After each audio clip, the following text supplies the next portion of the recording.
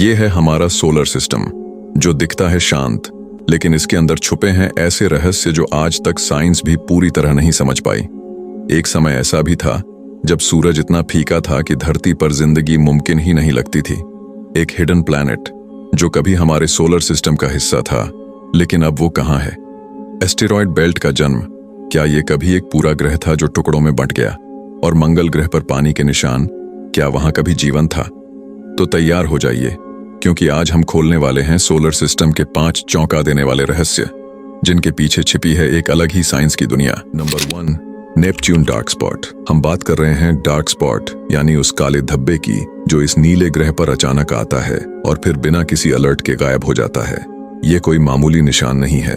NASA ने 1989 में Voyager 2 spacecraft के जरिए पहली बार इसे देखा था। उस समय इसे ग्रेट डार्क स्पॉट कहा गया। इसकी तुलना पृथ्वी पर आने वाले कैटेगरी 5 हरिकेन से की गई थी, लेकिन ये तूफान पानी का नहीं, गैसों का था। नेपच्यून की सतह पर नहीं बल्कि उसके बादलों के बीच मंडराता ये तूफान हजारों किलोमीटर चौड़ा था, यानी इसमें पूरा पृथ्वी समा सकती थी।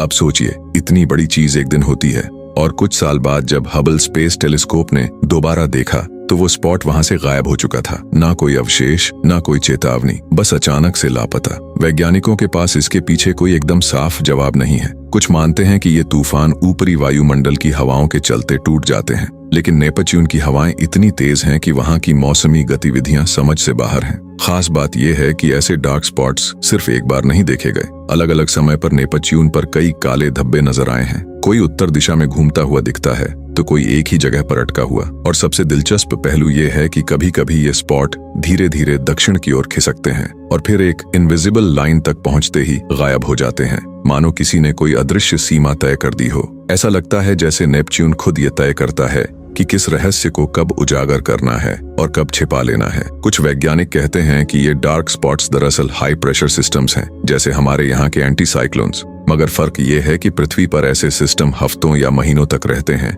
जबकि नेपच्यून पर ये सालों तक टिके रहते हैं और फिर अचानक वाष्पित हो जाते हैं। और मजेदार बात यह है कि आज भी 2025 में हमारे पास नेपच्यून तक पहुंचने का कोई सीधा मिशन नहीं है। हम सिर्फ टेलीस्कोप्स की मदद से अनुमान ही लगा सकते हैं कि वहां क्या हो रहा है। शायद जब अगली बार कोई स्पेस मिशन वहां जाएगा, तब हमें इस रहस्य से पर्दा उठाने का मौका मिलेगा। नंबर 2, द फेंट यंग सन पैराडॉक्स। क्या आपको पता है कि आज से करोड़ों साल पहले हमारा सूरज इतना कमजोर था कि धरती पर बर्फ की मोटी चादर जमी होनी चाहिए थी? लेकिन चौंकाने वाली बात यह है कि उस समय धरती पर पानी बह रहा था और जीवन भी पनप रहा था। लेकिन यहाँ सोचने वाली बात यह है कि जब सूरज की रोशनी इतनी कमजोर थी, तब धरती इतनी गर्म कैसे थी? इसी रहस्य को कहा जाता है द फेंट यंग सन पैराडॉक्स। साइंटिस्ट्स का मानना है कि आज से करीब 4.5 अरब साल पहले सूरज की एनर्जी आज के मुकाबले सिर्फ 70% ही थी, यानी सूरज की किरणें इतनी कमजोर थीं कि पूरी धरती को एक बर्फीला गोला बन जाना चाहिए था। लेकिन पृथ्वी पर उस समय भी पानी लिक्विड फॉर्म में था, नदियां बह रही थीं, झीलें भरी हुई थीं। यह बात साइंटिफिक डेटा, फॉसिल्स और जियोलॉजिकल एविडेंस से साबित हो चुकी है। तो सवाल यह है कि सूरज के इतना कमजोर होने के बावजूद धरती इतनी गर्म कैसे बनी रही? क्या हमारे पास सूरज के अलावा भी कोई और हिडन हीटर था? कुछ वैज्ञानिकों का मानना है कि पृथ्वी के वातावरण में कार्बन डाइऑक्साइड और मीथेन जैसी ग्रीन हाउस गैसें बहुत ज्यादा मात्रा में थीं। इन गैसों ने सूरज की कमजोर गर्मी को भी धरती पर बनाए रखा। लेकिन ये थ्योरी पूरी तरह से फुल प्रूफ नहीं है, क्योंकि उस समय इतनी ग्रीन हाउस गैसें कैसे बनी, इसका भी कोई पक्का जवाब नहीं है। दूसरी थ्योरी कहती है कि शायद सूरज उतना कमजोर था ही नहीं जितना हम सोचते हैं। शायद सूरज ने अपने शुरुआती दिनों में कुछ खास तरह की एक्टिविटी दिखाई हो, जैसे ज्यादा सोलर फ्लेयर्स या रेडिएशन। कुछ एक्सपर्ट्स तो ये भी मानते हैं कि धरती की ऑर्बिट में कोई बदलाव हुआ था, जिसकी वजह से ज्यादा एनर्जी मिल रही थी। मतलब सूरज नहीं, धरती ही सूरज के करीब थी। एक थ्योरी ये भी कहती है कि बादलों की मात्रा और उनका व्यवहार भी अलग था, जिससे ज्यादा हीट ट्रैप होती थी। लेकिन आज तक कोई भी थ्योरी इस पैराडॉक्स को पूरी तरह सुलझा नहीं पाई है। द फेंट यंग सन पैराडॉक्स न सिर्फ हमें सूरज और पृथ्वी के रिश्ते को समझने में मदद करता है, बल्कि ये हमारे पूरे क्लाइमेट सिस्टम की गहराई को दिखाता है। Number 3, planet 9 the hidden planet. ये कहानी शुरू होती है कुछ अजीब ऑर्बिट से। सौरमंडल के किनारों पर कुछ छोटे छोटे आइसी ऑब्जेक्ट्स घूम रहे हैं, लेकिन उनकी ऑर्बिट इतनी अजीब है कि वैज्ञानिकों को शक हुआ कहीं कोई बड़ा गुरुत्वाकर्षण बल इन पर असर तो नहीं डाल रहा। सिर्फ गुरुत्वाकर्षण बल की मौजूदगी ही नहीं, बल्कि इन सभी ऑब्जेक्ट्स का एक ही दिशा में झुकना भी यही इशारा कर रहा है कि वहां कोई गोपनीय चीज मौजूद है। और यहीं से आता है प्लैनेट 9 का सिद्धांत। माना जाता है कि ये ग्रह नेपच्यून से भी बड़ा हो सकता है और इसका मास पृथ्वी से करीब 5 से 10 गुना ज्यादा हो सकता है, लेकिन ये इतना दूर है कि हम इसे सीधे देख ही नहीं पा रहे। इस ग्रह की दूरी इतनी ज्यादा है कि अगर हम वहां एक यान भेजें तो उसे वहां तक पहुंचने में सैकड़ों साल लग सकते हैं। और इसी वजह से इस ग्रह का अस्तित्व सिर्फ अंदाजों और गणनाओं पर टिका हुआ है। अब सवाल उठता है, क्या प्लैनेट 9 को कभी देखा भी गया है? जवाब है नहीं, लेकिन उसकी मौजूदगी के संकेत कई बार सटीक गणनाओं में मिले हैं, जैसे कि कुछ कॉमेट्स और ड्वार्फ प्लैनेट्स की गति में असामान्य बदलाव। कुछ वैज्ञानिक मानते हैं कि प्लैनेट 9 का अस्तित्व संभव है, लेकिन कुछ इसे पुरानी थ्योरीज का हिस्सा मानते हैं जिन्हें डिस्प्रूवन किया जा सकता है। पर जितना हम अंतरिक्ष को जानते हैं उससे कहीं ज्यादा हम नहीं जानते, और यही सबसे रोमांचक बात है। एक थ्योरी ये भी कहती है कि ग्रह 9 कभी हमारे सूर्य का हिस्सा नहीं था, बल्कि ये किसी दूसरे सौरमंडल से हमारे गुरुत्वाकर्षण में फंस गया।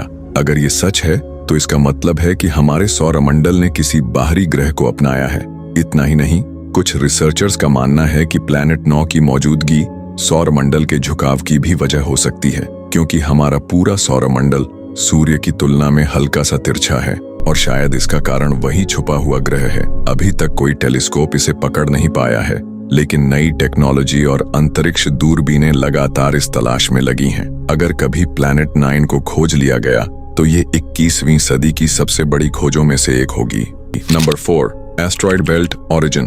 अगर मैं कहूं कि हमारे सौर मंडल में कभी एक ऐसा ग्रह था जो अब पूरी तरह बिखर चुका है, हाँ, ऐसा माना जाता है कि मंगल और बृहस्पति के बीच जो एस्ट्रॉयड बेल्ट है वो दरअसल उस नष्ट हो चुके ग्रह के अवशेष हैं। सौर मंडल के बाकी ग्रहों की तरह वहां भी शायद एक पूरा ग्रह बनने की कोशिश कर रहा था, लेकिन जैसे ही बृहस्पति ने अपनी शक्तिशाली ग्रेविटी से हस्तक्षेप किया, सब कुछ बदल गया। उस क्षेत्र में मौजूद मैटर को बृहस्पति की खींचतान ने एकजुट होने से रोक दिया।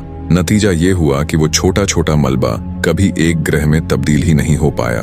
अब कुछ वैज्ञानिकों का मानना है कि शायद पहले वहां एक ग्रह था जिसे किसी बड़ी टक्कर या विस्फोट ने पूरी तरह चकनाचूर कर दिया। इस थ्योरी को कहते हैं फेटन हाइपोथेसिस।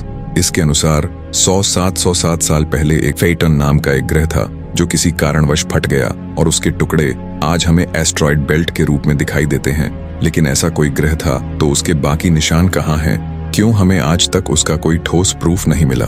नासा और ईएसए जैसी स्पेस एजेंसियों ने कई मिशन भेजे हैं एस्टेरॉयड बेल्ट की स्टडी के लिए, जैसे कि डॉन मिशन, जिसने वेस्टा और सीरीज जैसे एस्टेरॉयड्स की गहराई से जांच की। ये दोनों ऑब्जेक्ट्स इतने बड़े हैं कि उन्हें प्रोटोप्लैनेट्स कहा जाता है, यानी अधूरे ग्रह। इनकी सतहें हमें उस दौर की कहानी सुनाती हैं जब सौर मंडल बन रहा था। लेकिन एक और दिलचस्प थ्योरी भी है। कुछ वैज्ञानिकों का मानना है कि एस्टेरॉयड बेल्ट कभी उतना डेंस था ही नहीं जितना हम सोचते हैं, यानी वहां कभी भी इतना मास नहीं था कि कोई ग्रह बन पाता। अब अगर देखा जाए तो सच्चाई इन दोनों थ्योरीज के बीच कहीं छुपी हो सकती है। हो सकता है वहां ग्रह बनने की शुरुआत हुई हो, लेकिन कभी मुकम्मल न हो पाई। आज के आधुनिक टेलीस्कोप्स और रोबोटिक मिशन उस इतिहास की परतें धीरे धीरे खोल रहे हैं। Number 5, water spot on Mars. एक ऐसा लाल रंग का वीरान ग्रह, चारों तरफ धूल, बर्फीली हवाएं और पत्थरों के सिवा कुछ नहीं। लेकिन इसी सुनी सुनी जमीन पर नासा के वैज्ञानिकों को कुछ ऐसा मिला जिसने पूरी दुनिया को हिलाकर रख दिया। मार्स पर पानी के बहाव के निशान। जी हाँ, वो ग्रह जिसे हम बचपन से सूखा और निर्जन मानते आ रहे थे, वहां कभी नदियां बहती थीं। साइंटिस्ट्स ने मार्स की सतह पर गहरी घाटियां, सूखी हुई नदियों जैसी रेखाएं और तलछट सेडिमेंट्स जैसी संरचनाएं देखी, जो ये साबित करती हैं कि वहां कभी लिक्विड वाटर मौजूद था। मार्स रिकॉनेसेंस ऑर्बिटर ने हाई रेजोल्यूशन कैमरा से जो तस्वीरें भेजी, उनमें कुछ जगहों पर ऐसी लकीरें नजर आईं जो गर्मियों में बड़ी हो जाती हैं और सर्दियों में गायब हो जाती हैं। ये सीजनल पैटर्न्स इस ओर इशारा करते हैं कि वहां अब भी सॉल्ट मिक्स्ड पानी बहता हो सकता है। अब सवाल ये है, जब पानी था तो क्या जीवन भी था? पृथ्वी पर जहां भी पानी है वहां लाइफ का कोई ना कोई रूप जरूर मौजूद है, चाहे वो एंटार्क्टिका की बर्फ के नीचे हो या समुद्र की गहराइयों में। तो अगर मार्स पर पानी था तो वहां माइक्रोस्कोपिक जीवन जैसे बैक्टीरिया या माइक्रोब्स होने की संभावना बेहद स्ट्रांग हो जाती है। इतना ही नहीं, मार्स पर पुरानी झीलों और डेल्टा जैसी फॉर्मेशंस भी देखी गई हैं। नासा के परसिवियरेंस रोवर को जेज़रो क्रेटर भेजा गया, जो कभी एक विशाल लेक हुआ करता था। वहां मिट्टी की परतें और खनिज मिले हैं जो सिर्फ पानी की मौजूदगी से ही बन सकते हैं। वैज्ञानिकों को मार्स की मिट्टी में हाइड्रेटेड मिनरल्स भी मिले हैं, ऐसे खनिज जो तब बनते हैं जब पानी चट्टानों से केमिकल रिएक्शंस करता है। इसका मतलब ये है कि पानी सिर्फ बहा नहीं, बल्कि जमीन के अंदर गहराई तक मौजूद भी था। एक और दिलचस्प बात यह है कि मार्स के पोल्स पर बर्फ की मोटी चादरें हैं और कुछ वैज्ञानिक मानते हैं कि अगर तापमान थोड़ा और बढ़े तो ये बर्फ पिघल सकती है और भविष्य में मार्स पर फिर से पानी बह सकता है। अब इमेजिन करो, अगर हम वहां फ्यूचर में कॉलोनीज बनाते हैं तो ये पानी कितना यूजफुल होगा, पीने के लिए, ऑक्सीजन निकालने के लिए और फ्यूल बनाने तक के लिए। तो ये थी सोलर सिस्टम के 5 रहस्य। मिलेंगे किसी और वीडियो के साथ। धन्यवाद।